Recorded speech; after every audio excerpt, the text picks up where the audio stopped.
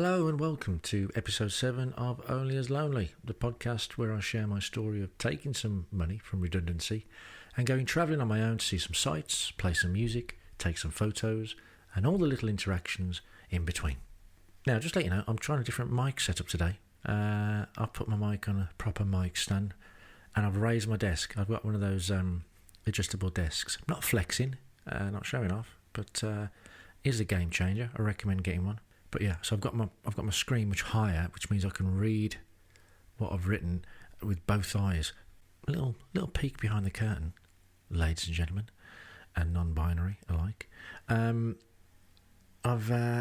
Previously I've had my mic on my desk, standing up, but the way I've set it up, because I've got a screen around in front of my mic to try and absorb some of the sound and avoid some of the ambient sounds, meant that I could only read with one eye. Kind of like the equivalent of an Apache helicopter pilot, or a chameleon. So hopefully this is going to work better now because I'm sitting down, a bit more comfortable. Yeah, we'll see. It's good to be able to read with both eyes. I'm recording this on a December afternoon. It's very damp and cold. That's what you get for living in rented accommodation, isn't it? I'm joking. I've got a hot chocolate to power me through the day, and I'm going to need it because today we're leaving New York and heading to New Zealand. I say we because you're with me now, aren't you? Hopefully you've been with me throughout this journey, but we're in this together now. You know, this is our journey. So if you're still following me, then thank you. If you're not, then well, there's not much point in me saying anything, is there? You won't hear it. So yeah, yesterday, what was it? Was it day 6, wasn't it? Yeah. I had a chilled out day in Central Park. Love that place. Just a hive of activity. You know, life. So much going on. And they've got a zoo in the middle of it as well. That's where the Central Park Zoo is. Obviously, clues in the name. Similar to back home when I was living in Dudley, to be fair. It wasn't unusual to find wild creatures in the park. Usually pissed up on a bench with a bottle of White Lightning cider. Shouting at a empty packet of crisps or something. So today we're leaving New York, and I'm going to continue telling you what happened up until I go to bed. So as I record this intro, I've got no idea how long this is going to take, but let's give it a go.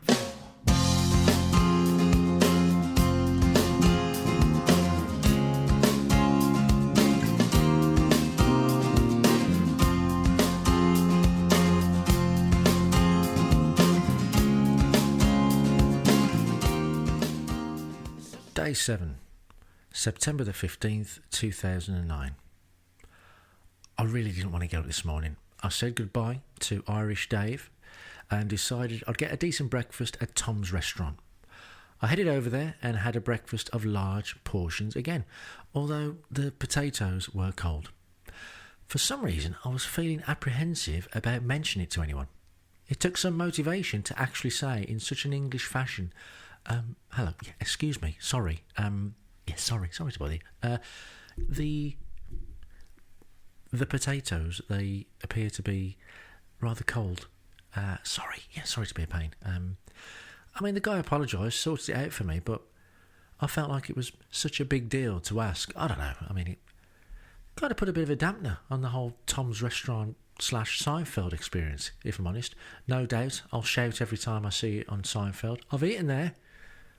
But it'll also be followed by, yeah, they served me cold potatoes. I popped into the cathedral again on the way back, and as I mentioned previously, although I'm not particularly religious in any way, I still felt compelled to just say a prayer for my 2 grandmothers. I wandered around, taking in the grandeur of this huge cathedral. So much money was ploughed into this, and you know, it's generally ploughed into the faith as a whole. I thought of the contrast from the humble beginnings it had, according to Scripture. Was all this gold, marble and expense ever the intention from the outset? I don't think so. I saw an area which resembled safety deposit boxes. However, they were the equivalent of graves, with plaques stating the name and date of birth and the date of passing. Some of the boxes had photos of the deceased sellotaped onto them, along with the odd flower here and there. I strolled through the area, noting names and ages, and wondered what their lives must have been like. Now they were just memories. Did they leave a legacy behind? Or will they be remembered for just a single generation? I was thinking deep, and sometimes for me, that's not always a good thing. I could end up in a deep depression cul-de-sac if not careful, so it was time to move on. I grabbed my bags from the hostel, checked out, and decided that I may as well get the subway and air train to the airport. It'd be a lot cheaper than getting a cab. I plodded around the corner to the subway with my large rucksack of clothes on my back and carrying my camera bag, leaving behind Harlem with the sun shining again. It was going to be a nice day. I caught the subway and sat there in the carriage, which was pretty quiet. I'd missed rush hour. There were 3 of us sat in there as the train trundled along, sounding a bit rickety and rattling away as we shot through the veins of this city. While sitting there, a guy with crazy eyes came through into our carriage, walking past me and sitting further down the carriage, not far from a guy who was reading his newspaper. The crazy-eyed fella started shouting something. I couldn't work out what he was saying, but clearly he was a sandwich short of a buffet. The guy with the newspaper was pretending to ignore him, but let's be honest, he wouldn't have won any Oscars. He then stood up and made his way to the door to escape at the next stop. I considered joining him. After all, I was obviously a tourist with a huge rucksack and my camera bag too. I was easily a new point of interest to be shouted at, or God knows what else, once the newspaper man had left. But there was a young lady sat with her headphones on. If I left, she'd be on her own with this crazy eyes fella, and I couldn't leave her, so I stayed in my seat. I don't know what I could have done. My shoulder was still not fully recovered from an accident I'd had earlier in the year, from the first and last time I ever went mountain biking. So a few months earlier, I'd been invited to my mate Andy's wedding down in Canterbury. And it was a lovely day, lovely wedding. And I was staying with a friend called Paul, who was a very avid mountain biker. Now he says to me, Dan, come mountain biking with us Sunday morning. We've got a spare bike, got a spare helmet. Come with us. Yeah, go on then. Yeah, I'll have a go. What could be the worst that could happen? My friend Dave said to me, these guys are nutters. You do realise what you're probably going to end up injured. Nah, I'll be all right. I'll be all right. So off we go. Sure enough, they are bombing it round these tracks and trails, and I'm trying to keep up with them. I don't know what I'm doing. It's my arse is getting a beating from this bloody saddle. And then it comes to one point where they're like, right, we've got to get down this hill. We're familiar with this hill. The best thing you can do is just go for it. Don't brake, otherwise you'll end up coming off and injuring. You've just got to keep going all the way down. There's a steep, sharp right-hand turn at the bottom. Just follow it. Just go with it. It'll be fine. Okay, off I go. Going down this hill, shitting myself. I hit this root, go flying over the handlebars, flying through the air like a superhero. One of the other lads who's going, what the fuck? And I land in these bushes. When I come to, I'm looking at the sky and my arm is up in the air above me, like I'm raising my hand, like I'm calling a teacher over or something. And I can't lower my arm. And I force it in the end, and the agony, the pain. They end up having to run off and go and grab the van and get the van loaded up and take me to hospital. And it turns out I'd basically dislocated my collarbone. They said it would have been better if I'd broken it, but I'd had something called a subluxation, and had a few bouts of physio. That didn't really help, and I was still struggling with it going travelling. I wasn't fully healed, so not the best. So what could I realistically do in that situation? I'd just have to do my ninja kicks, I suppose. We're starting to slow down, and we're arriving in the next stop, where the newspaper guy's about to get off the train. And then the young lady got up to get off, so I followed suit as well, grabbing my rucksack and dragging it behind me to get off. On the platform, the girl walks away towards steps to the exit. The newspaper guy just went up to another door on another carriage on the train and jumped back on. But I decided to wait for the next train. Then as the train pulled away, I saw the crazy eyes fella just staring at me, looking at me like he was deeply offended and looked like he wanted to set fire to me. I caught the next train, and then I jumped on the air train, which was novel to the airport. I mean, it's just like another kind of train, but it's high up in the air on a raised track. I mean, it's the clue's in the name, really. So whilst at JFK Airport, I tried to change my flight with Virgin to give me a couple of days in India. As it happened, it was due for an immediate swap over, so I'd get off the plane from Nepal, and I didn't have much time then to be able to jump on the next plane to get me to London. And Trailfinders had told me that I needed to pay for a visa, even though I wasn't leaving the airport. So I thought, you know what, I may as well spend a couple of days in India then, and delay my flight. But there was no one around on the desk, so I thought I'd try again at LA. I boarded the plane to LA, found my seat, and you know when you see someone and you know almost instantly that they're an idiot. This was one of those moments. I don't know what it was. I could just sense it by the way this guy held himself. He seemed to exude a demeanour that he was better than anyone else. As I was putting my bag and tripod in the overhead luggage, an American lady was struggling with her case. A lot of the passengers were carrying small cases as hand luggage. I offered to help her by trying to get her small case in one of the overhead compartments, but it just wouldn't quite fit in. She thanked me and said she would try somewhere else on the plane. So I took my seat next to the window, and it was confirmed that my senses were correct when the same lady asked the Egypt next to me, this arse clap, if he would move his bag to see if she could fit her bag in the same compartment.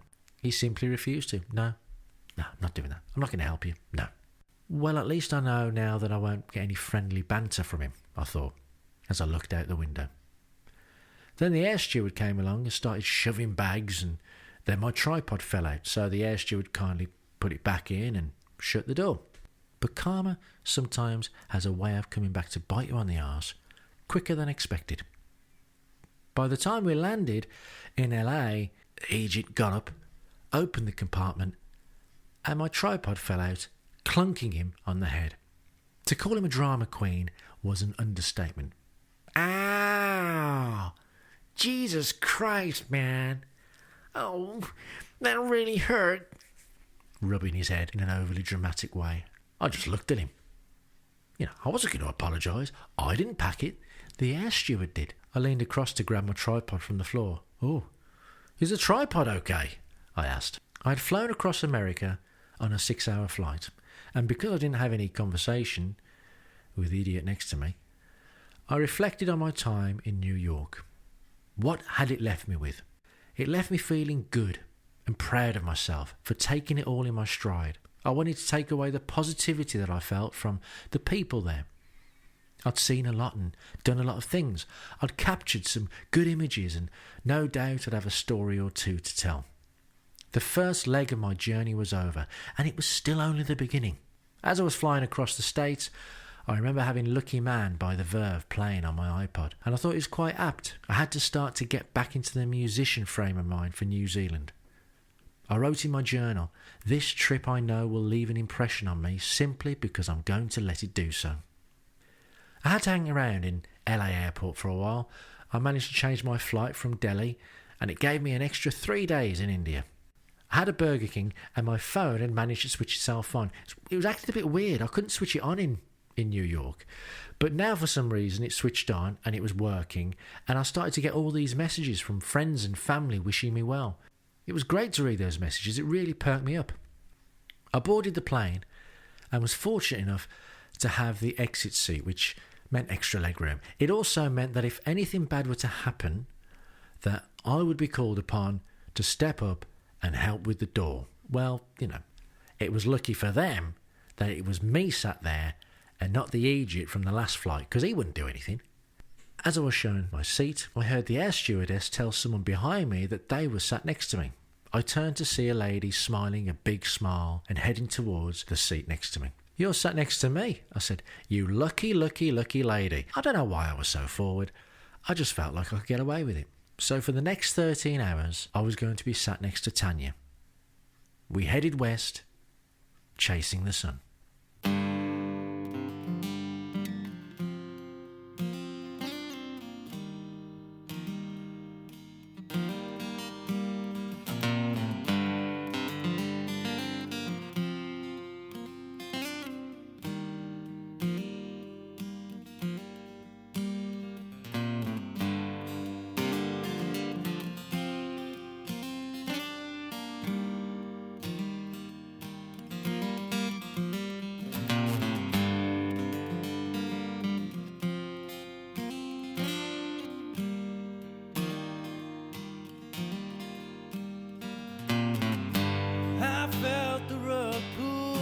Under me and the rush of air as I lose my feet. Gravity now as I start to fall. How much will it hurt now when I hit the floor? Keep your eyes only ahead, that's what my old man said.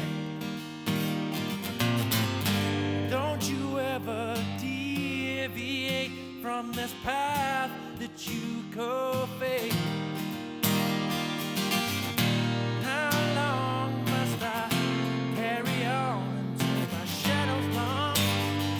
I'm face to face with the sun and it warms my skin, makes its way within, and it soothes the cold. Left me holding, and I'm chasing that sun.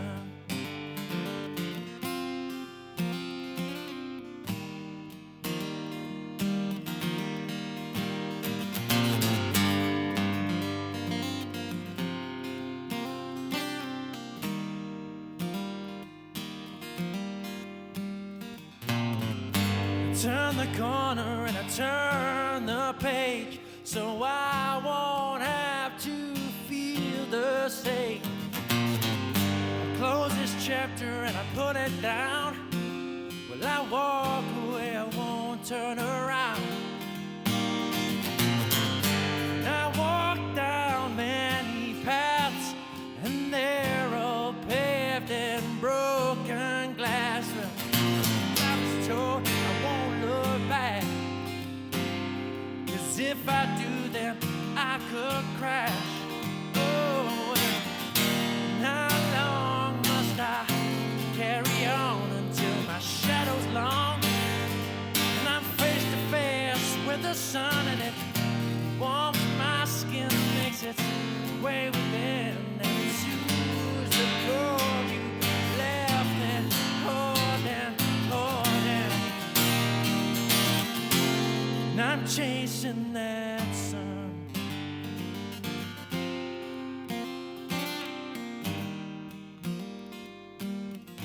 All the way to the horizon.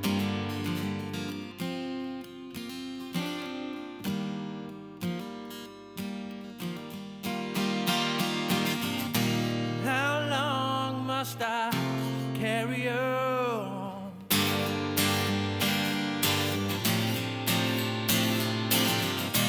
How long must I carry on?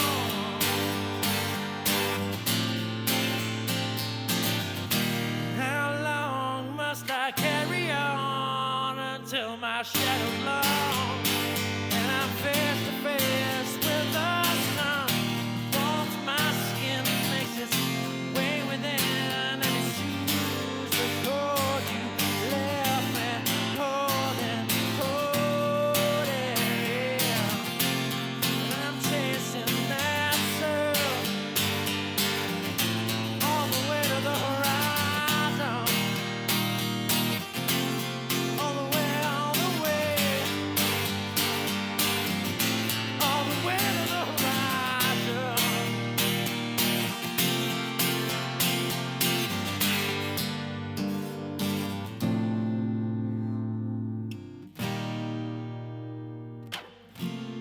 And I'm chasing that sun.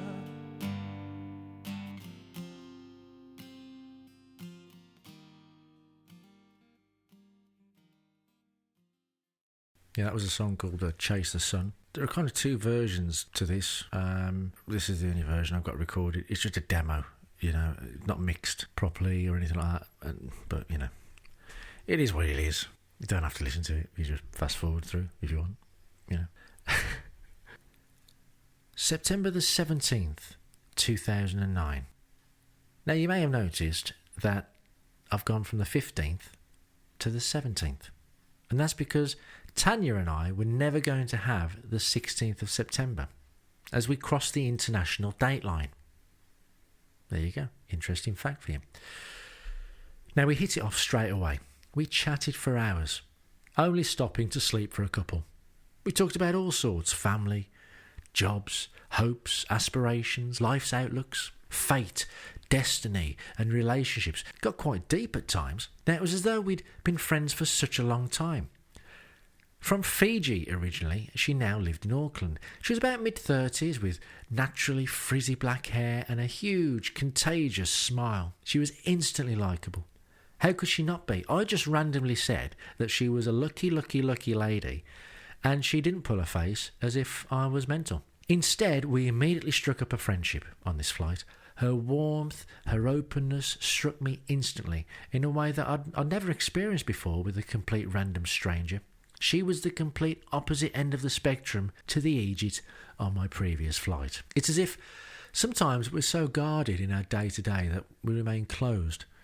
And although we're protecting ourselves from bad people, perhaps the majority of people are actually good. So are we missing opportunities to connect with strangers, from one unique human to another? Tanya seemed comfortable enough to share with me the relationship wobbles that she was having with her boyfriend, John. If he wasn't waiting for her at the airport, then she was going to stop at her friend's and said I could stay too.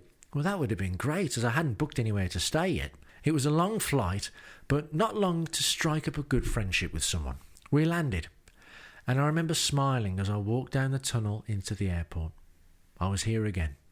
I had a flashback to when only 4 years earlier I had landed in Auckland to be with my then girlfriend who was travelling at the time, and I'd flown out to surprise her. I was back, and although before it had been a quick 10-day visit, it had been enough to cement a love for this country. I was about to embark on a month of travelling around in a camper van, playing gigs and sharing my music with people. What was this month going to bring me? Customs seemed to take ages. There were loads of Chinese people with bags and bags of crammed food, and the New Zealand authorities are very strict about what's taken into their country and what's contraband, especially food and other natural products. The first time I ever went to New Zealand, I was asked if I'd got any food on me, and I said, I was very honest, I said, I've got some Werther's Original. Now, for those of you that don't know, Werther's Original is a toffee-like sweet. I think it's a caramel. Is it caramel? Toffee? Anyway, I'd bought this sweet so that I could suck on it so that my ears would pop, basically, on the plane. The airport staff had a wry smile and said, you should be all right with Werther's Original. But this time, I had no Werther's Original, but because I'd got walking boots, that meant I still had to be checked by airport staff. And I must have been queuing for half an hour, 45 minutes, only for a customs guy to just look underneath my boots in about 2 seconds and then give me the nod to go through. He was like, yeah, that's all right, yeah, go on. So I left the baggage check / declaration / binning of all the Chinese travellers' food area into the arrivals area to hear my name being called and finding that Tanya was waiting for me with John. It felt nice to have someone waiting for me and seeming excited to see me. I'd never had that before. John was a little bloke, grey hair, and I could tell he was a little perturbed by his girlfriend telling him to wait for me. I mean, I could understand it to some degree, Oh, can you just wait for this guy I've met? What? Sorry? Yeah, can you just wait for this guy? You don't know him. I've just met him on the plane, but let's wait for him. I mean, I was hardly a threat to his masculinity, was I? But Tanya had told John to give me a lift into Auckland, and Tanya was going to help me find a motel. John lived in Rotorua, which is a little bit further south, and I was planning on heading that way in the camper van. He told me he had a couple of kayaks, and we could go kayaking on the huge lake that was there. Rotorua is amazing. It's very kind of volcanic around there. You've got a lot of, it smells of sulphur, and you've got a lot of these bubbling pools and these natural hot springs there. And there's a huge lake. So I'd got an invite to go kayaking there, and that sounded great. Already, I was starting to get an idea of plans and making friends. This was brilliant. This was going great. Later in the journey, we're driving along, and I'm asked if I've ever seen Die Hard. Have I seen Die Hard? Of course I've seen Die Hard. I love the Die Hard movies. Well, the first three. You kind of ignore the rest. They then reveal that John shared the same name as Bruce Willis's character in the Die Hard films.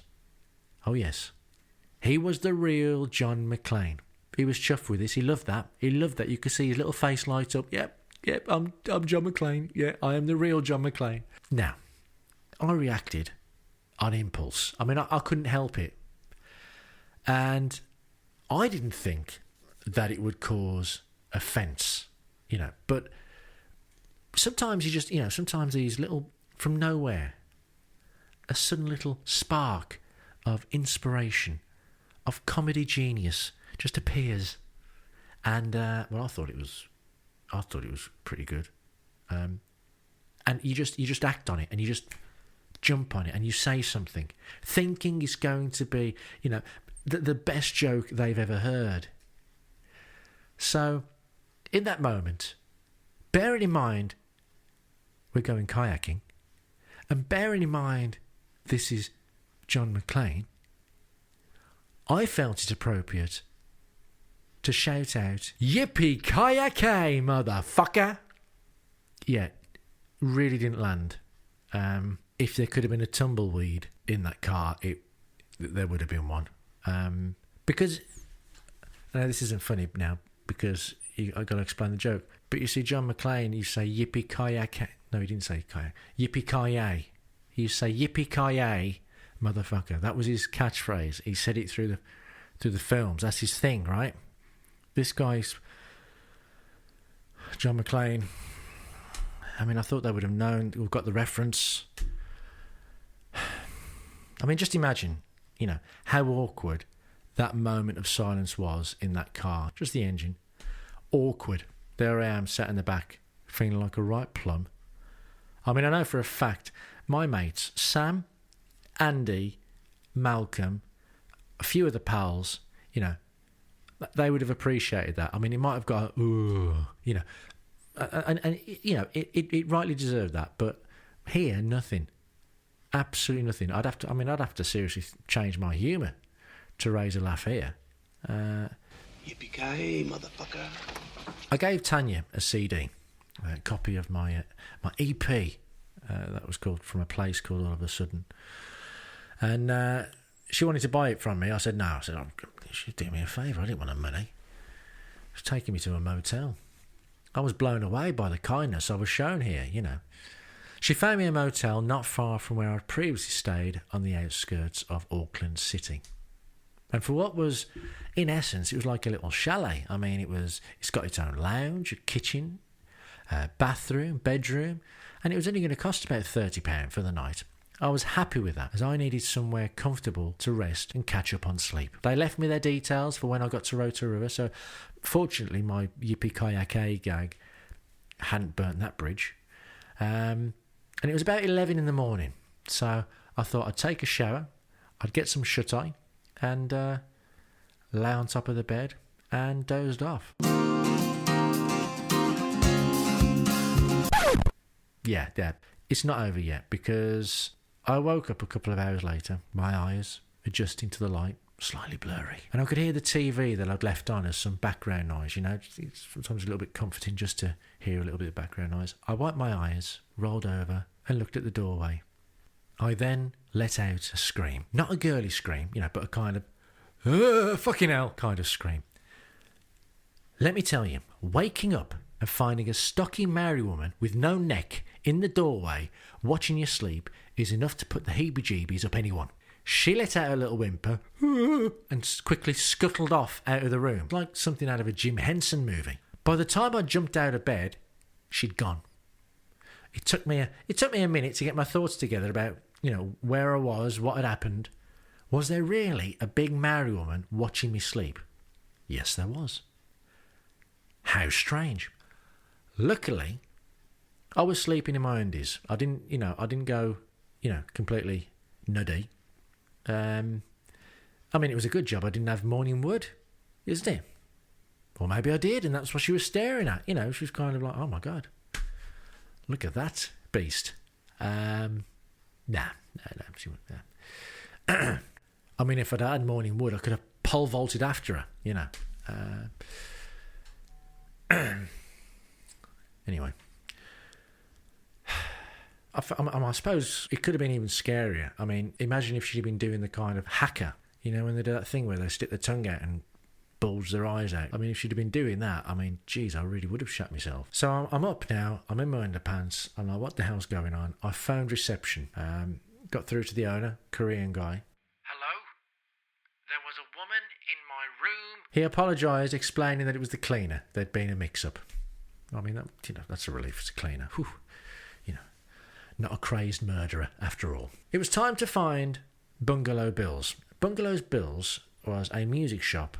It'd been recommended by one of the organisers of a gig. I'd arranged a few gigs around the country, of folk nights or acoustic nights, and one of them has said that Bungalow Bill's is a great music shop in Auckland. You can buy a guitar, and then you can sell it back. They'll buy it back off you. Which means, effectively, I'll be like renting a guitar whilst on my trip. I got my clothes on and I tried to leave. I couldn't leave. I couldn't get out. The Maori woman, the cleaner, had locked me in. My key wouldn't work. I was like a contestant in a surreal game of Crystal Maze. I'd awoken, but I hadn't tried to get out in time. And as a result, I'd been locked in. Potentially, if my team were to get me out, they'd have to forfeit 30 seconds in the Crystal Dome. But am I worth it? I don't know. Could I help collect over 100 gold tokens? I'm digressing. I'll get back to the story. Basically, I had to call reception again. Hello, yeah, it's me again. Yeah, I'm locked in now. She's locked me in. I can't get out. She's watched me sleep, and now I can't get out. Down the road, I pop in a place for a spot of lunch. I ordered teriyaki chicken, and I thought I'd impress. I know a bit of Japanese. I know a couple of words. When I used to play, I used to have an amazing pianist, June Mori, phenomenal musician, lovely lady, and she's Japanese. So I learned a couple of words from her. Thought I'll impress her. Ordered teriyaki chicken. Arigato, which is thank you. She goes, no, Korean. Right, okay. Brilliant. I then wrote in my journal, this trip seems to be about me bumbling around, getting lost, making stupid mistakes. But, it's all good fun. Now, it was a 25-minute walk to Bungalow Bill's when I got there, and I realised that the photos on the website must have been taken by an estate agent because the photos made the shop look bigger than it actually was. Turns out that Bill was also a Pommy, because I was a Pommy. A Pommy is someone who's English over there. But Bill was currently back home. I wonder why Bungalow. I don't know. It's got Bungalow. Probably couldn't say Buffalo Bills, could he? Because that's kind of like an American slant. I need a nickname. My name's Bill. I need something that's kind of quintessentially English. Bungalow. Maybe a bungalow. Bungalow Bill. There we go. So Bill was back home, but there was a local guy there to show me the guitar. So the second-hand one's pretty crap, to be honest. I settled for a new one that reminded me of my Yamaha semi-acoustic back home. It was made by, this guitar was made by Court, which I hadn't had much experience of before. It had a small body, but a decent amount of volume, and it felt nice. That's how you pick a guitar. You don't pick a guitar based on how it looks. You pick a guitar on how it feels. This felt good. And I got this little riff that I play, where I check the bass sounds, and this got a very thin body, quite a small body, but it had a lot of volume, so that really appealed to me. So for this guitar and a bag, worked out to be about 300 quid, but that's all right because I was going to sell it back anyway at the end of my New Zealand road trip. I took a stroll back and couldn't wait to change the strings and have a play. I'd brought my pliers with me and some strings, so back at the motel I started loosening the strings, got the pliers, to pull out the pins that hold the strings to the body of the guitar. Now, the first one, it's pretty tight. Well, that's pretty. Actually, it's very tight. Yeah, that is really, really tight. I pulled a bit harder, snap. The pin head snapped clean off. I just walked the best part of an hour to end up with this bollocks. I've had a Maori watch me sleep. She's then locked me in. I've done an hour's walk, right? I've offended a Korean. I've only been here like a couple of hours. It's not going well. So in a huff, I packed the guitar away and stomped off in the direction of Bungalow Bill's again. When I got there, to be fair, the guy was very apologetic, asked me to follow him to the back of the shop. I was thinking, hold on a minute, what's going on here? Luckily, he wasn't going to give me a beating or force me into a gimp costume. At the back of the shop, there was a guy who makes, repairs and restores guitars. He's another pommie. He's called Greg. He had a young puppy that had very sharp teeth and was weeing everywhere. Greg and I chatted about life in New Zealand compared to back home, while he bored out the holes slightly, oiled the neck, and he generally set the guitar up and fitted my strings for me. It sounded bright, crisp, and in a way, now that the guitar had been set up, it was better than when I'd bought it. Because you can buy a guitar like from the shop, but you can also get someone to set it up, and that's when they check the neck is straight, they can adjust the neck with a truss rod, they can adjust the frets, they can adjust how far away from the frets the strings sit, so it makes it more comfortable to play. They can oil the neck. There's a lot they can do to set a guitar up, but it's like kind of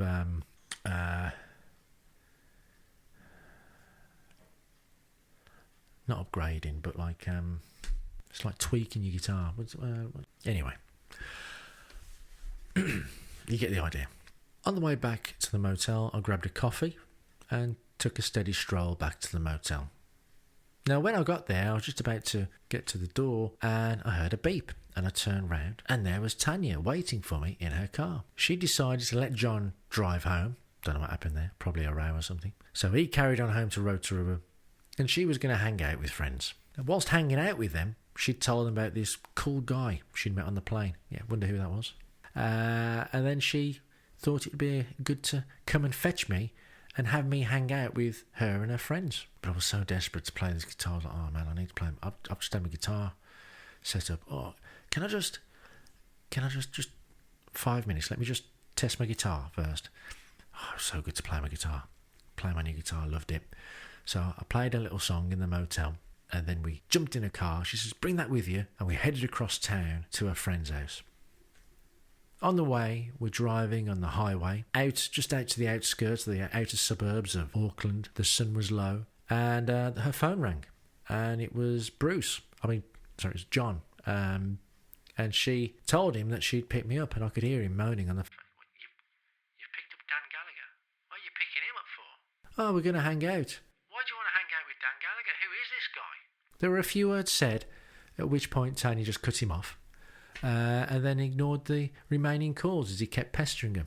As we continued to drive on the highway, she opened up more about some of the issues that she was having with John. I didn't want to be a catalyst to something kicking off here, but she assured me it would be fine. I kind of guessed that the kayaking, it wasn't on the cards for the next day. We got to her friend's house. It was down a dusty street, and there were a few rows of these wooden houses. Her friends were there.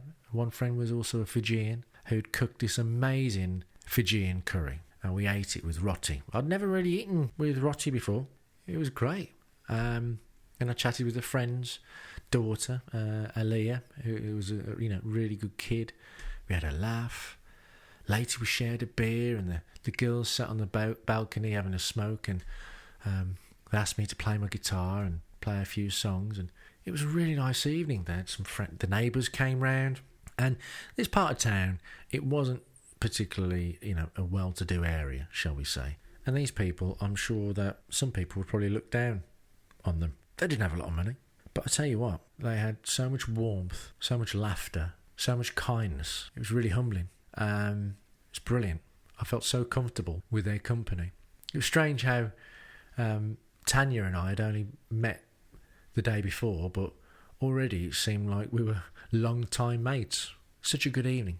And then John phoned, and he was heading up to Auckland from Rotorua. That's a 3-hour drive. Tanya was having firm words with him and managed to convince him to turn back. I must admit, I was getting a bit worried about this. What if he turns up in a vest with an Uzi? Yippee-ki-yay, motherfucker. Or maybe yippee-ki-yay in some kind of taunt at my shit joke. Was this some jealous boyfriend who was going to come and, try and beat me up? She convinced him to turn around, but he wanted to speak to me. Sorry? He wants to speak to you. What's he going to say to me? Tanya gave me the phone. Hello? Hi, Dan. It's John. Look, I just want to apologise for my behaviour, I've been waiting for Tanya for hours at the airport. She didn't tell me when she was landing. I haven't seen her for so long, and I've got to go away with work. On top of that, I've been suffering with sleep deprivation, and Tanya and I, we've had troubles of late.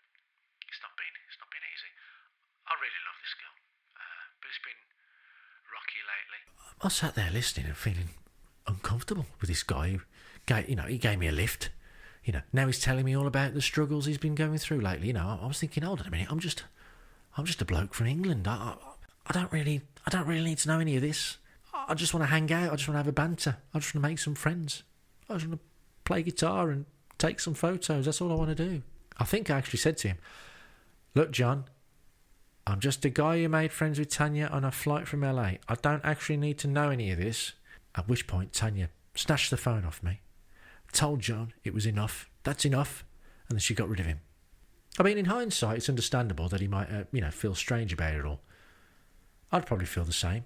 He'd clearly been having his fair share of difficulties of late, but at the same time, as sorry as I was to hear that, it really wasn't any of my business. I was just grateful that someone had shown me some kindness here. It was all a bit strange. So I had another beer. I just carried on playing guitar, laughing and joking with the girls on the balcony. It was about 10 o'clock in the evening, and I was shattered. I asked Tanya if it was okay to drop me back to the motel. As I packed up and said goodbye to the girls, one of them, a girl called Erin, asked if she could come along with me in my camper van down to Wellington because she thought I was a dude, but understood that it might be a bit of a weird request. Now, I could tell that she was kind of, there could have been an opportunity for some, and I'd packed. I was a stupid. I was a, single man travelling the world. I'd packed some protection, I was prepared.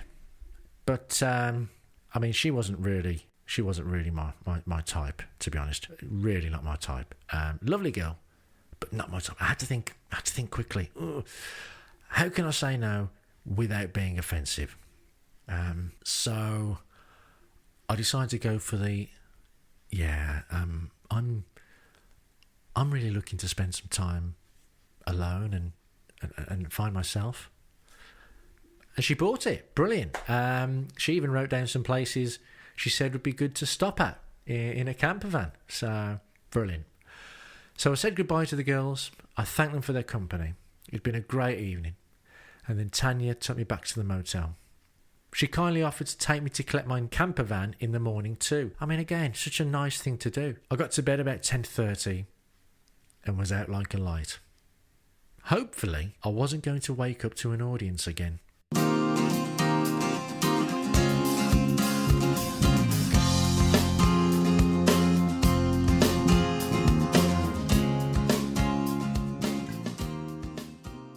And there you go. We are now in New Zealand. What a day or two. It's funny, isn't it? I never experienced the 16th of September 2009. I never lived that day. It's weird. Reflections on the day. Disappointing, the cold potatoes in Tom's restaurant. Not a strong start, but never mind. Then we had crazy eyes on the subway. I felt obliged to stay on the carriage so that I could make sure the young lady wasn't bothered by him. I don't know what I'd have done or what I could have done with my knackered shoulder. Don't get me wrong. The UN know about these hands. I did used to teach martial arts.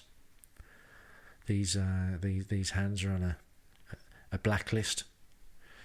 You never lose it, but still not easy.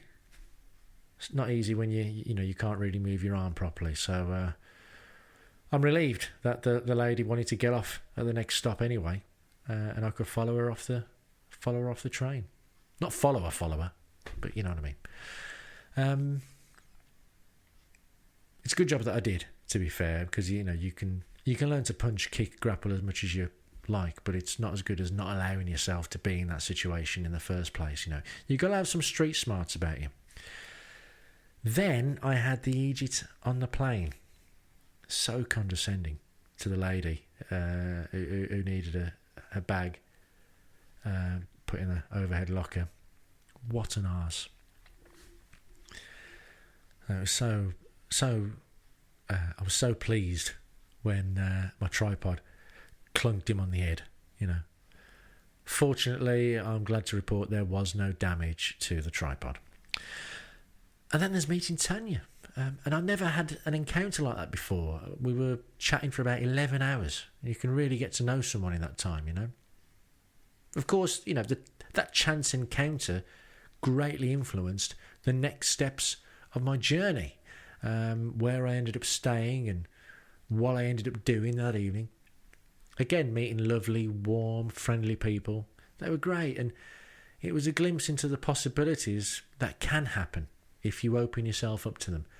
Yes, you can have some street smarts. Yes, there will be Egypts who you bump into. But there are also some great people out there too. That said, I didn't expect to be embroiled in the middle of a lover's feud either. That was a bit awkward. I'm just a bloke who wants to play music and take pictures and see some nice sights, I don't want to get caught up in all this shit. Also, at this time, I also have a decent guitar set up, so that pin snapping was kind of a blessing in disguise, really.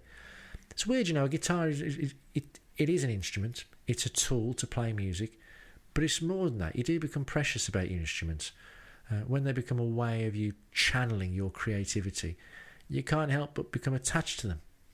And I realised how much I'd missed not having a guitar in my hands. So it was so good to hold it and play it. And I hope you enjoyed that. As always, please remember to check out onlyaslonely.wordpress.com to see photos, videos and hear songs. Although, just to make it clear, I didn't take any photos during this day 7. So there won't be any photos from that time. But on reflection, I wish I'd taken a photo of everyone I'd met. So, like when I met Tracy in Central Park, I wish I said, could you have a quick snap, a little selfie with her, or the ice cream man, not so much Elodie from Washington Square Park. She didn't really talk to me. She just had coffee and then pissed off. So I wouldn't want her photo. But I wish I'd got the guys' photos who I'd had the Fijian curry with, and never mind. It just never occurred to me, Please share this with anyone who you think would enjoy it, Thank you again for listening to this and joining me on the journey. I've got a whole country to cover, playing gigs, and I'm about to have some fantastic interactions and quirky little experiences here. So I look forward to sharing day 8 with you next time, and I'll see you then. Thank you very much. Bye-bye. Yippee-ki-yay, motherfucker!